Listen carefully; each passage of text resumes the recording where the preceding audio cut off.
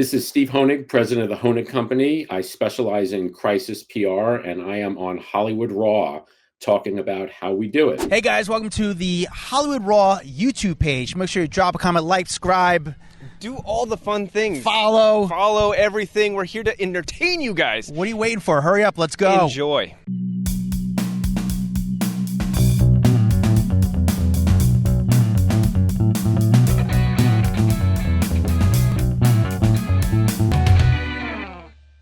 All right, guys, I'm very excited today. This is a last-minute ad, and I am so excited to have Steve Honig on. He is the president of the Honig Company, which is a PR firm. He's been doing this since, the late 80s, Steve? And basically, you may have heard his name out and about around town. He specializes in crisis PR in the entertainment industry. You've seen his name attached to many, many clients, including Lindsay Lohan out there in the news. We obviously can't talk about his clients or the connection he's had with them, but if you Google his name, you might find his name out there quite a bit. Steve, welcome to Hollywood Raw. Thanks so much, guys. It's a pleasure to be here. And I appreciate the good intro. I will say I don't just do crisis stuff. We do a lot of stuff. Crisis is one of the things we do. So we do all kinds of things. Yeah, but crisis is really exciting to talk about. Yeah. Well, that's the one you want to talk about, so that's okay. And I will say, Lindsay Lohan did have a quote about you that she said, "Steve is always there whenever I need him and continually puts himself in the line of fire to protect his clients. He is absolutely relentless when it comes to dealing with the media." And I love that. You don't have to comment on it. All I'm saying is she said that publicly. Okay. All right, Steve. So I want to know, number one, how the hell did you get into this line of business? That's what my parents always ask me. It just kind of evolved, I mean, I started my career in New York. I won't tell you the year, but I started out doing fashion publicity. I was working for a fashion PR firm, doing the spring and fall fashion shows for all the big designers. And that was back in the day when they were all in like separate hotels. It wasn't all centralized like the way it is now. So, and then after that, I went on to do more sort of consumer product technology stuff. I worked on the 96 Olympics in Atlanta for a couple of years. So I did that and then came out to LA about 25 years ago and got a little bit more heavy in the entertainment stuff. Everything I've done has always kind of had a little aspect of entertainment to it. But obviously when I was in Los Angeles, it kind of flourished and I started working in particular with a lot of reality television personalities in various capacities. Because publicity is such a big part of that sector, that there was a great need for that. So I really got to see that whole reality industry grow basically from nothing to where it is today, and that was real interesting. So how would you say, Steve, most of your clients find you? Is it just word of mouth really because you've just been around the industry for so long and people know who you are and they know what kind of work you do? Yeah, it's pretty much all referrals. I don't do any kind of advertising or anything like that. It's referrals, or maybe somebody sees, my name in the paper associated with a particular person or company, and then feel that that's a good match. But yeah, it's referrals. And it's, I tell people I run a boutique agency, which is a fancy word for small. And I intentionally, that's by design. I intentionally keep it that way because I like to be personally involved with each client. I don't just sort of delegate things off to someone else. I spent the first half of my career at like mid-sized and large PR firms. And I realized that I wanted a situation where I could be more integrally involved with clients and not just sort of managing people and budgets, which is what I was doing at a lot of the larger PR firms. Absolutely. That's cool. And I do want to mention, give a little pat on our backs. You've never really done an interview before, have you? I haven't. I'm just trying to think. I really haven't, and I shy away from it. I'm only doing it with you guys. Hollywood Raw is the best. Yes. But and I haven't done it, and I'll tell you why. It's because, obviously I can't talk about clients, and I won't talk about clients. I've had many offers to talk about clients. I've had some financial offers to talk about clients. And I would just never do something like that because that really betrays the trust that clients put in us. So I would never, ever in a million years. And I guess, as far as talking about the process, it's a little bit inside baseball. I mean, we're in the World Series now, so I'll give you some baseball analogies. Um, but I think more and more people are wanting to understand how this works. And I also think there's a lot of misperceptions about what publicity is. They use the term spin, which I can't stand. So if I could, clear up some of that stuff and maybe explain to people what this is all about, then maybe there's some benefit to doing that. 100%, and that's what our audience loves. They like the peek behind the curtain of Hollywood. So I feel like your job and what you do is that exact look that they're wanting to find out. How do you feel like media has changed over the last decade, like especially with like the introduction of Twitter years ago and actually giving celebrities the voice that they didn't have? Because if people remember back when like TMZ was up and going, like when I started there, it was you would just get your comments from a rep or from someone in PR or a publicist, and you never heard directly from the celebrity themselves. Then Twitter comes around, and all of a sudden people can put out whatever they want and comment immediately. How do you feel like media has changed over the years? I mean, I could probably write a book on that subject. It's changed in so many different ways. I mean, social media obviously is a big part of it. Social media really is, and I guess the internet in general is the first direct channel from an individual or a company really to, to consumers, or to the general population. And so it's very powerful when you think about it. Someone could just go on their Twitter account and post a statement, and millions of people can just see it in an instant. I mean, it's almost like their own little version of Associated Press or something like that, where they can do that. So, I think that's obviously presented problems for people like me, but I think that comes down to working with your client and making sure they understand how to effectively use social media, and also to talk to their PR person before they do certain things. I was going to say, I got to imagine they can be their own worst enemy at times. When Yeah. you are working with someone, are you like, don't say anything without me okaying it first if you're already in the hot water? Well, if you're in hot water, then yes, you should not be saying anything, because there's also legal ramifications too, not just public ramifications. And, that's an important distinction to make, because you sort of, and a lot of people don't understand that. So that's actually a really good point, is that, you sort of have the court of law, and then you have the court of public opinion. Mm-hmm. And what a lot of people don't understand is that you could win in the court of law, but you could lose in the court of public opinion, and it could be just as detrimental to you, because it could affect your livelihood. Are you going to be offered deals, roles in movies, TV shows, all kinds of things like that. So just because you might be exonerated in court doesn't mean the public is going to do that as well. And I think we've seen over the last few years just a million examples of that. A lot of people call it cancel culture. But we've seen it's been pretty rampant over the last several years. So it really, I don't want to say it doesn't matter what happens in a court of law, because obviously it matters, but you're not scot-free just because things go well for you in a court of law. How do you Steve, you've been around for a long time, but how do you gain that relationship between, or how do you balance a relationship more between the media and your clients? Because you need to gain the trust of the media, but you also need to gain the trust of your clients. So how do you personally balance that relationship? I think it's about educating the client and also being forthright with the media. I think that, I'll probably get a lot of shit for saying this, but I think public relations and publicity is an industry that's filled with mediocrity. I think there's a lot of people that don't know what they're doing, and they don't know how to properly interact with the media, and therefore they don't have good relationships with the media. I've always believed in, I have never said anything to a reporter ever that wasn't true, and that's where the whole spin thing comes into play, where something happens to a famous person, and, the first question usually everyone on the team asks is, okay, how are we going to position this, or how are we going to put this out there? That's not my first question. My first question is, how is the person going to address the problem? And then how are we going to communicate what they're doing to address the problem?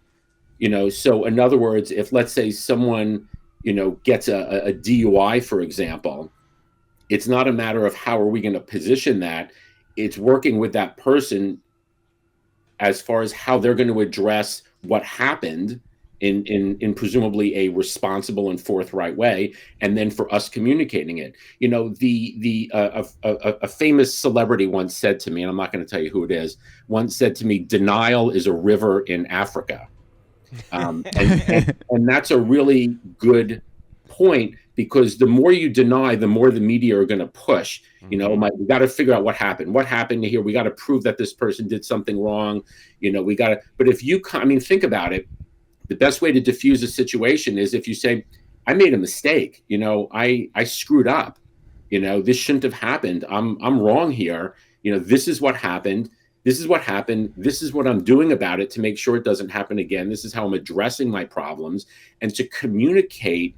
And it's interesting because that's really the formula for crisis PR in the corporate world. But for some reason with celebrities, there's this feeling that things have to be hidden and you can't be forthright or upfront. And I don't buy into that. I think the best way to do, and if you can't be totally forthright or honest about something, then just say, "I can't discuss that," for whatever the reason is, and explain why you can't discuss it. It's honesty really is the easiest way. I know everyone thinks there's some great, like this is rocket science and there's some great formula for crisis PR, but a lot of it is really just about being honest and transparent, identifying what the problem is, explaining how you're addressing the problem, and then communicating that. And that really is the best way to handle it. Unfortunately, that's not what most people do. And that's not what most publicists do. I was gonna say, most people like to hear someone just apologize, just take responsibility for their actions and apologize.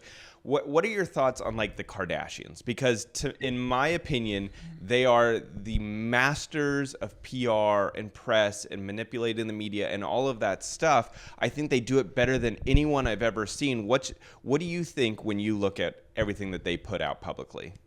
Obviously, they're wildly successful. So their formula and their way of doing things has worked for them very well for a very long period of time. I don't have any knowledge of the inner workings of what goes on there. So it's sort of hard for me to, give you like a professional opinion of it. But from what I see and what we all see, from the outside, they obviously are masters of, working with the media and publicity and in a very multifaceted way. Yeah. No, I just think they just have a really good handle on it. Like they're their own publicists. I don't even know how a publicist works with them, because they have more relationships maybe than their own publicists. They're just very well connected. And in some ways also, I think for publicists too, because I'm sure you have very huge clients, and then you sometimes have clients that aren't so big, that are looking to get their name out. So it's like, I always thought you're a publicist, and again, I could be wrong, because again, you're the black belt in your field, but a publicist is only as good as their client. So the Kardashians are so good that they could reach out to Us Weekly. The editor-in-chief is going to pick up the phone right away. However, if you have a lesser client who's not a Kardashian, who wants to become Kardashian-type fame or to that type of level, how do you break that boundary, that door, and get that door open to make them into a star or get them what they want? It's a good question. In many ways, doing that is much more challenging than dealing with the crises, because you're having to get interest from the media about something that maybe they're not inherently interested in. And I think that's where, the old school PR really comes into play, in that you have to understand what's newsworthy, what's not newsworthy, and how to create news. And when I say create news, I don't mean make stuff up. Look at a situation and figure out, okay, what's the most newsworthy aspect of what's going on here? And then to focus on that, and then take that to the media and position it in such a way that it's news. This is very much also related to your previous question about how the media has changed. One of the things that I've seen is we've all seen, I guess, is clicks. It's all about clicks now. You know what I mean? Mm-hmm. Something has to be clickable. The headlines have to be clickable. The stories have to be clickable. And unfortunately, I feel journalism has taken a huge hit over the last 5 to 10 years, because it's not so much about reporting as it is getting people to click on something. And I think that, and I'm not singling out any specific media outlet. I think this is something that affects all media outlets. And I know a lot of reporters that are very unhappy about that because it affects how they have to write and how they have to do their reporting.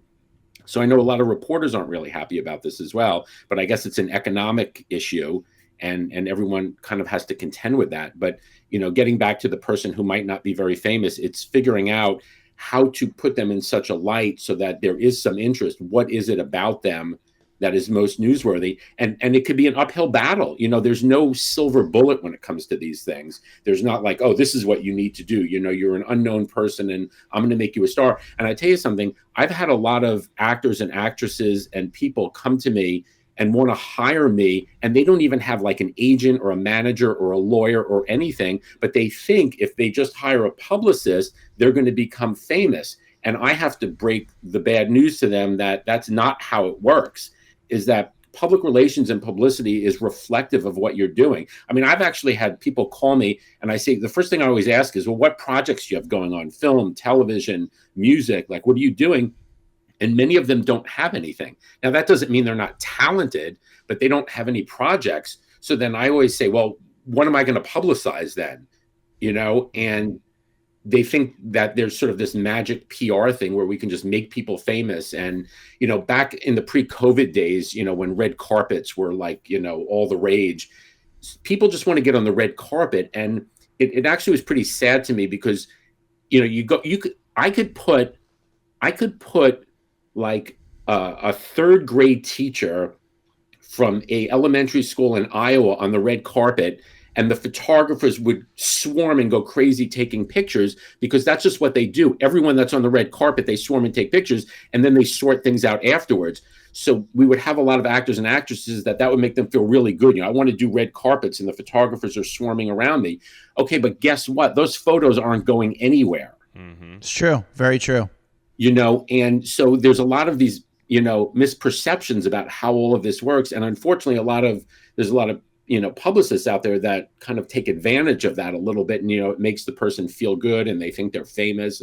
But no, so it's, I take a very business focused approach to celebrities. To me, a celebrity is a revenue generating business. And how are we going to increase the stock value of that celebrity? Yeah. And just going on a red carpet and having photographers swarming around you is not going to accomplish that. It doesn't And move me the needle. On the other side of that at TMZ for so long and being the photo editor, red carpet photos were the last thing I ever wanted to use. I hated red carpet photos because they're so boring, and unless someone got flower bombed walking down the red carpet, I wouldn't want to use them. And it's funny that people like truly want that, because to me, there's nothing less desirable than a red carpet photo. The thing that used to drive me crazy is when the publicist would stand there with the whiteboard with the celebrity's name on it. But my feeling is, if you have to tell the person who this is, that's not a good situation. I would never do that. I mean, that's humiliating. So humiliating. You're so not famous that I have to walk around with a freaking sign that has your name on it. You're so right, Steve. I've seen that happen so many times working red carpets. I'm like, oh, this is like, what is this, an auction for this person? Like, it's so bad. It's pathetic. And then when the publicist has to come up to the reporter before and said, hey, do you want to talk to blah, blah, blah? Like, yeah, I do. Or I know it's an embarrassing type thing. It's really weird and awkward. And it's, or can you just, or the publicist will say to the camera crew, oh, can you just talk to the person? You don't have to use it. Like that's a real good, way to spend your time. Yeah, right. Here's a waste of time, waste of camera, waste of the client's time, all of it. Yeah. And that's why, it's funny, Steve. That's why I think the industry is so outdated in a way. And I just think, there's a lot of bad publicists out there. And in fact, I feel like a lot of these people are the anti-publicists. I'm like, guys, you're actually hurting your client. And it sucks because, I mean, again, this might have worked years ago, but the industry's changed and you have to evolve with it. And I feel like there's a lot of people get scammed into PR. These people, they give them high hopes and, again, you work for the client. They might say, oh, I want to be in the magazines. But, hey, being on a red carpet is not really the best way of getting into, like, a magazine. What are your thoughts from working red carpets, though, over the years? Like, is it, you've done the biggest shows over the years from, I mean, you're part of all these groups that, I feel like the red carpets are just, is it worthwhile for you as a publicist, or when you go, are you like working your ass off, like going up to each brand outlet and saying, hey, I have, as a client, these are the questions you can ask them, and these are the questions you can't ask them? What is it like on your side? Well, it gets very hectic on a red carpet, because timing is a big part of it. Because as you guys know, you sort of have each media outlet kind of at a different stop. And the goal is to kind of go down the line and talk to everybody. But sometimes you're done with an interview, and then the next stop, they're still talking with the previous person, and then you have to skip around the person. But if it's like Entertainment Tonight, then the client's like, why are we skipping Entertainment? And then you sort of like have to go back and do that. So it becomes a little bit of a logistical nightmare. But I think overall, it depends on who the client is. I mean, sometimes red carpets are very productive. Especially like at award shows and things like that, and getting people seen. But my question always is, I would never put a client on a red carpet unless I thought that the photos would actually be used for something, or if they just want to go to the event, because there's value to those events beyond the red carpet. Those events are good networking events and people to talk with other people in the profession and the industry and stuff like that. So sometimes the red carpet could just be like the icing on the cake. In that regard. So sometimes there is benefit to it, but it just depends on the individual situation. But overall, I think they're very overrated. And I think the media, the thing that interests me is very often the media asks questions that have nothing to do with the event that you're at, the red carpet. So if it's like a movie premiere, they don't ask questions. They use it as an opportunity to ask them questions about, their divorce or something like that, just to get the access to them, which I understand, because that's the only time you could talk to them. Yeah. 100%. Yeah. So Wendy Williams said that you are the man with the hardest job in Hollywood. Do you agree with her? You're looking at all my testimonials. Listen, I am using the resources I have at my fingertips. She actually said that on her show. Really? Yeah, she said pretty that cool. on her show. It was in regard to a specific situation, which I'm not going to discuss. But she did a segment on something, and I was the publicist in that situation, and that was the comment she made on the show. Like, this guy's got to be the hardest working guy in Hollywood. Are you? Maybe one of the. I'm not gonna take a title, because there's a lot of really good, hardworking people out there. So I'm not going to. Okay. So that being said, are there any situations that a client could be in that they reach out to you that you're like, I'm going to pass? Like, they got themselves wrapped into something that even you don't want to take on. I don't know, like, if that, let me just, I guess, is there anything? Yeah, absolutely. And I've done that in the past too. And there's usually one of two reasons why I would turn something down. One is if there's just nothing I can do. If you just say, look, there's just really nothing that you can do here in this particular situation. And those situations do exist. And the second one is that, just for me personally, if it's something that is so egregious or offensive, I would not do it. Like I think back to, I totally has forgotten his name, the guy from Glee that was wrapped up into the kiddie porn stuff.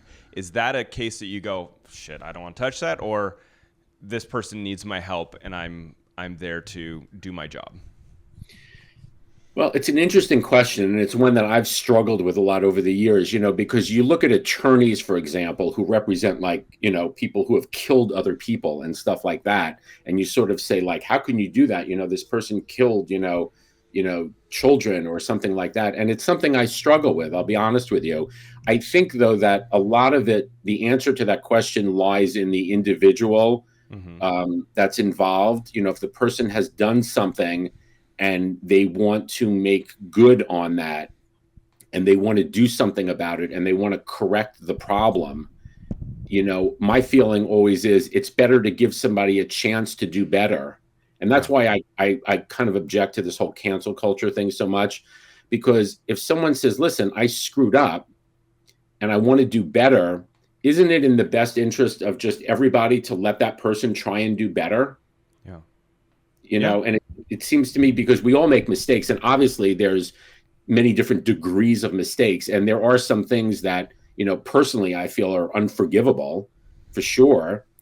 but it's hard to give you a general answer to that question other than to say it is something that I struggle with and I constantly ask myself, when looking at these situations.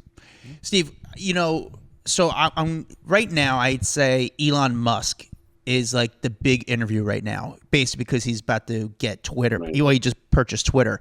Now you've been on the other side of it. You've had huge clients, and then everyone wants to interview that client. Everyone wants to be the first to interview that client. How is it like on your side when all the morning shows are hitting you up and saying, "Hey, we want to interview your client"? Are the hosts hitting you up? Are the producers hitting you up? How do you decide which outlet you're going to go to when it comes to all that? I've had everybody, call hosts, producers, all kinds of people.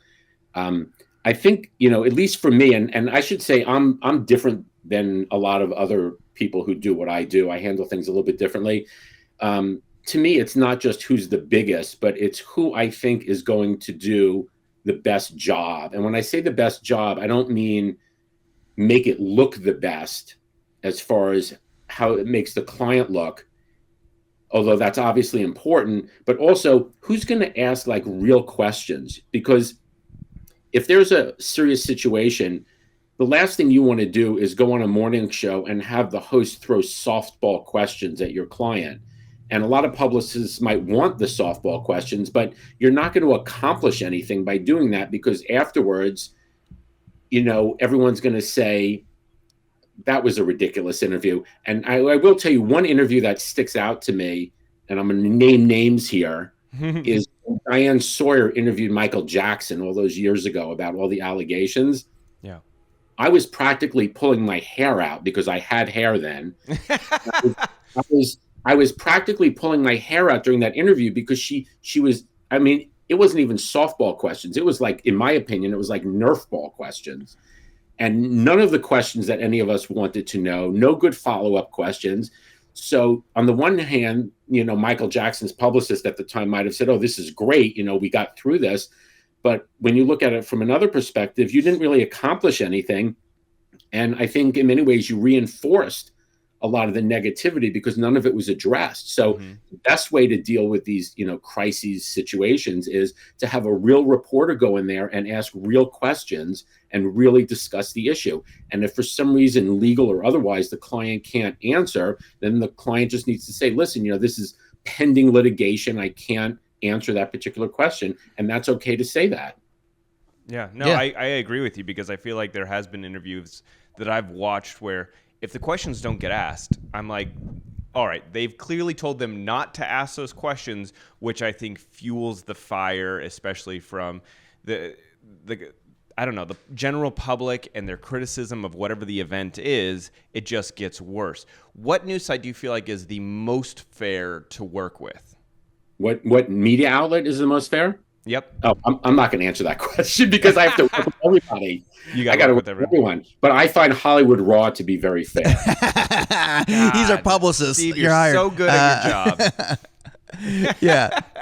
Honestly, I do. I'm not just saying that. I honestly do. No, I appreciate that. How would, and I hate to give this, coming from you don't work for this client. So how would you, if you were doing Alec Baldwin's PR right now, how would you kind of navigate and, don't go into the specifics, but kind of outline how you'd kind of work with him as far as just changing the perception of him? I want to add something on that, because I feel like Alec Baldwin in the past did something that a lot of people, like, he would do something shitty and then he would go on SNL and make everyone laugh and everyone would kind of forget and move on. It was just kind of like what he would do. And I always was like, I don't agree with it. However, it works for him, so we move on.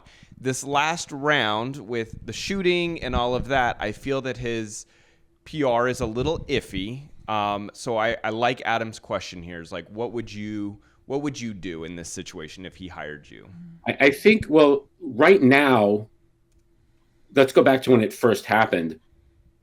I probably would have waited for more facts to come out and be disclosed before I would do any interviews. I think a lot of people question why he did that big interview that he did. Well, there's a lot of pressure, though. How do you stop the How do you stop the pressure from the public that said we want Alec Baldwin to speak? And there's that weird balancing act of if we stay quiet for too long, that also looks guilty. Well, to me, when I look at that situation, again, I have no inside knowledge of anything. I'm not connected to anybody there. To me, the thing that really confuses me is here we are, how many months after, and I feel like we still don't have the facts of what like actually happened. The sheriff's department or whatever, I don't think has released anything. So I think there's like still questions about like what, I mean, just as a person, like not as a PR guy, but just as a person, I'm sitting there thinking, just like the Michael Jackson thing where I'm pulling out my hair, I'm like, okay, but how did that bullet get in the gun? Like, we still don't know how that happened. Who put that bullet in the gun? Because to me, that's such a material thing. And so I think that that's really what I would want to find out first is some more factual information. And then once you have the facts, figure out how are we going to address this. But I'm sure in that case and in many other cases, there are a lot of mitigating circumstances that only those people that are actually involved in the situation know. So it's hard for me to really criticize anybody because I'm sure there's 1,000 things that I don't know about it. So I don't want to knock anybody for how they handled anything. And did you guys see his really bizarre Instagram post from the other day where he literally put up a picture of Helena and said 1 year ago today, ... I mean, he got ripped apart in the comments for posting. Maybe it was the caption that was the biggest turnoff, because it's like, it's not my thoughts and prayers go out to Helena's family, or it was just such a weird post. That would be one of those situations that I'm like, if I was representing him, I'd be like, what the fuck did you just post that for? Why? Yeah. The interesting thing that, I've certainly had instances where I've called up a client about posts, and it's sort of a double-edged sword when something goes up that you don't think is good, because if you take it down, very often that draws more attention to it than if you just leave it up. You know what I mean? Yeah. So sometimes you just have to like take the hit and just leave it up and just kind of move on from there. Steve, I want to ask you, I know we got a few more minutes with you, but it's Tom and Giselle just got divorced. Well, they're and every time like people get divorced, I feel like every single publicist, not you, but I'm saying all the other publicists, because you're one of the good ones, they all have the same sort of statement. It's like, they wish to respect their privacy. Are you frustrated by that when people have the same sort of line, that everyone has the same line for the statement that they give to the media or the public? I tell you what gets me. One of my pet peeves is the joint statement, right? Because to me, a quote should be something that somebody actually says, right? And obviously we write these things and, we plan them out. But to sort of your point there, you have a joint statement. So it's sort of like, did both people say that at the same time? Like, you know what I mean? Yeah. It's like, I mean, obviously they didn't, but it sort of makes a mockery of the statement when somebody puts out a joint statement, because a statement should be something that a person said, and you can't have a joint statement because then that would mean two people like said the same thing at the same time, which obviously that's not what what happened. But yeah, I mean, the whole, we want our privacy, we want this, we want that. I feel bad for the media when I see that stuff, because I sort of feel like, the media are kind of looking for real solid information. And when you get this kind of, respect our privacy or whatever, that really doesn't, say anything. Yeah, no, I agree with you. I saw Jason Sudeikis and Olivia Wilde, when their nanny recently spoke to Daily Mail, they came together and had a statement together. I'm like, can't you just say this sucks? And we're really, like, I want to be like, you're like, just be more honest. Like, this sucks. Like, this is not cool. This is not right.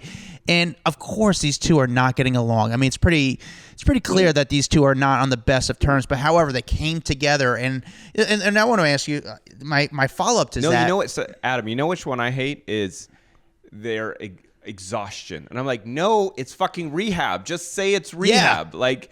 There's a moment where I think people appreciate that someone's trying to help themselves, and so just saying exhaustion when the word, like you say, Amy Winehouse is suffering from exhaustion. No, she was dealing with like drug issues, and I think being honest about that goes a lot longer. Goes a lot longer with the public. An opportunity. Yeah, there's an opportunity, because when someone has a problem, look, everybody in the world has problems. The difference is that celebrities' problems are put under a magnifying glass, and a light is, cast upon them.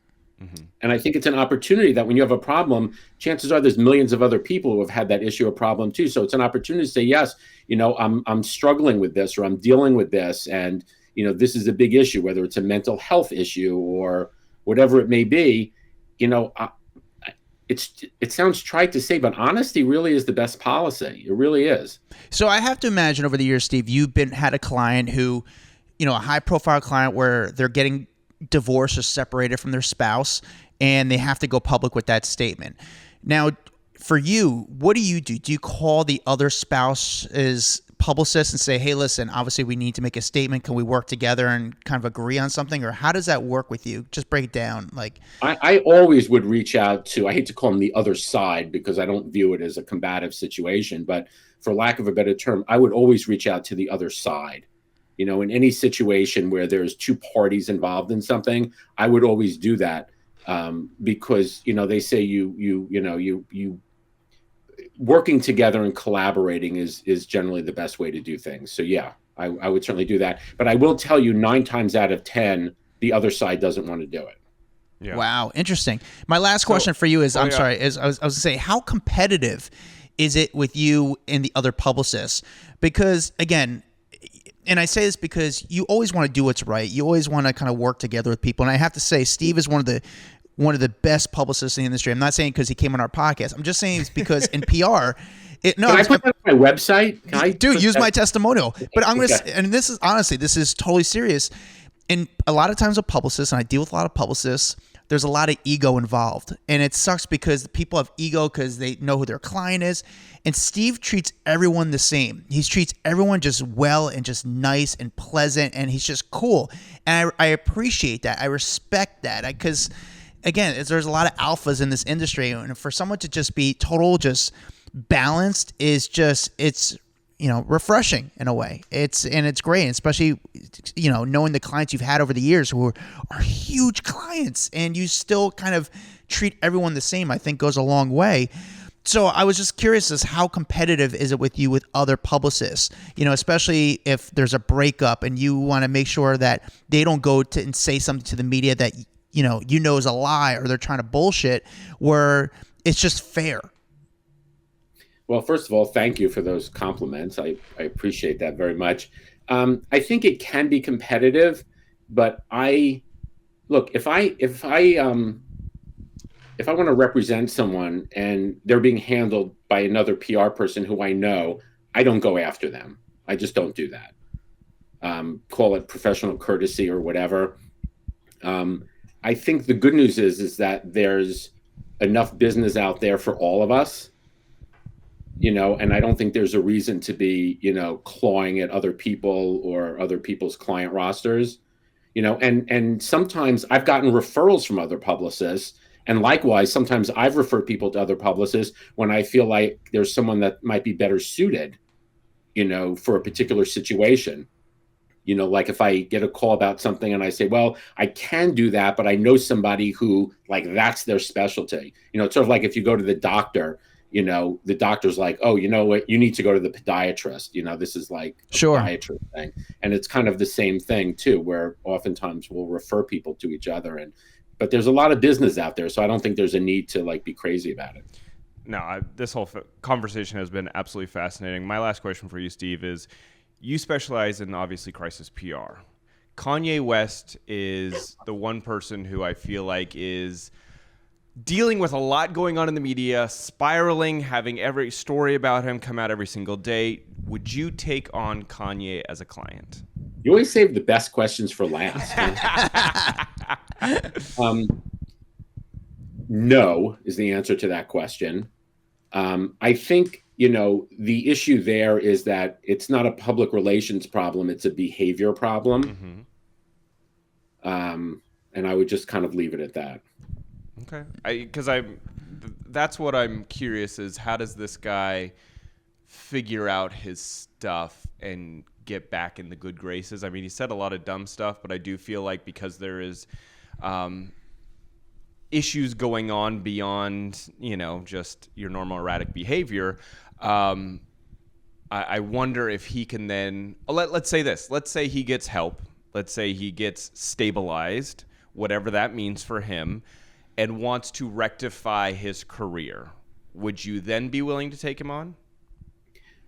I would welcome an opportunity to be a part of righting a wrong. Mm-hmm. But it would have to be more than just doing it from a public relations perspective. There would have to be substance behind it. Yeah. So in other words, if someone said, I have wronged this particular group of people, Jews. Sorry. I want to make this right, and I want to do things to make it right. I want to be involved with organizations. I want to donate money.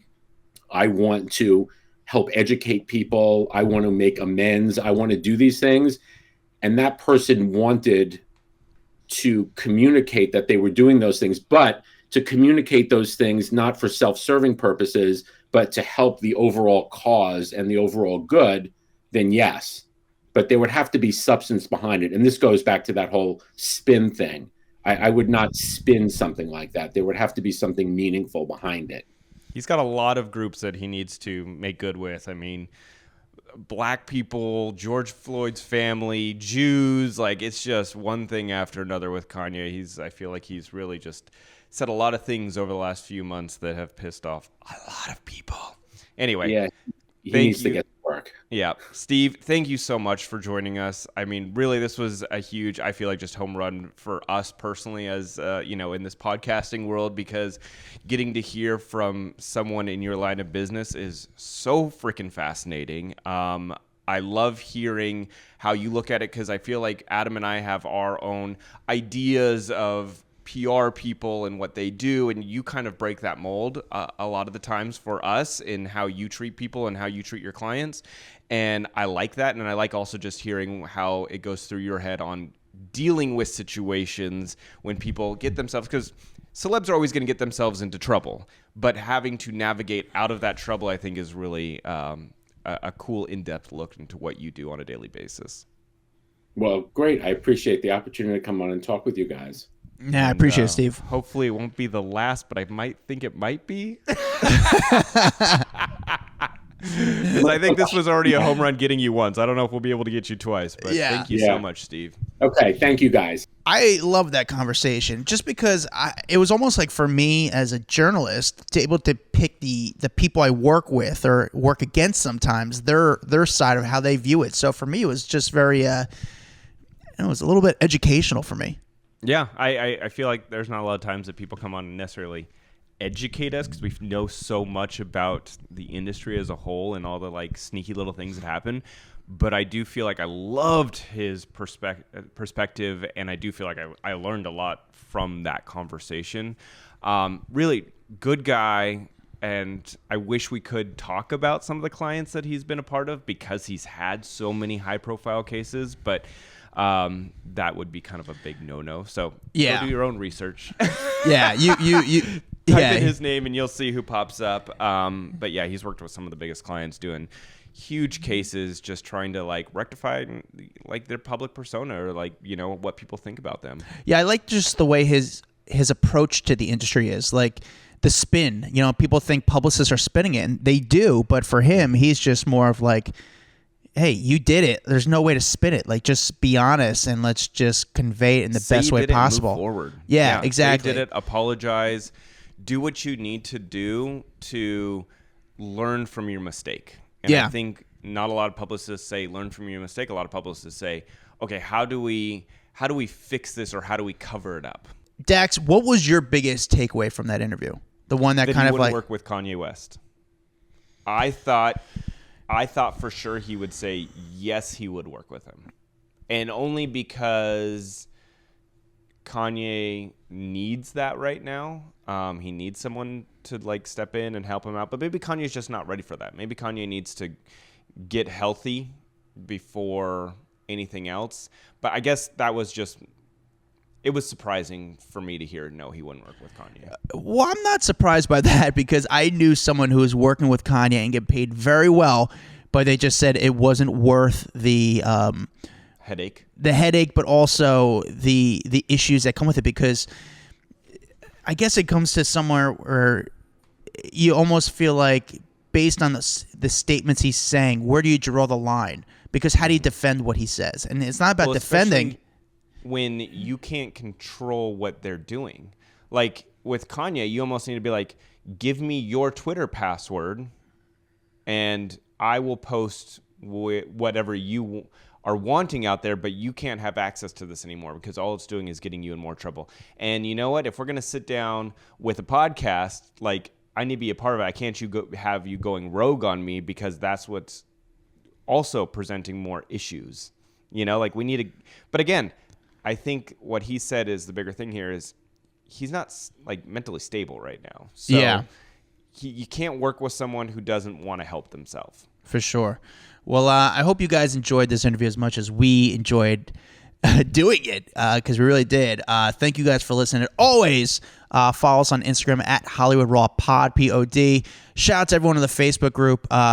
It's Off the Record. We have a private Facebook group where we answer your questions. You guys talk to each other. We learn a lot. You guys learn a lot. It's just a really cool community of people that are celebrity obsessed, just like we are. But it's fun. It's great. And you guys are so good at engaging that you keep the momentum going. We're on TikTok. We're on Twitter. We're on it all. Follow me at Adam Glyn, Glyn. Follow Dax Holt at DAXHOLT. We'll see you guys next time. Guys, hope you liked that video. We got a lot more where that came from. Hit that bell, like, subscribe, share with a friend. The best thing you do to support us is really doing that. And we really need the money because we need hair gel.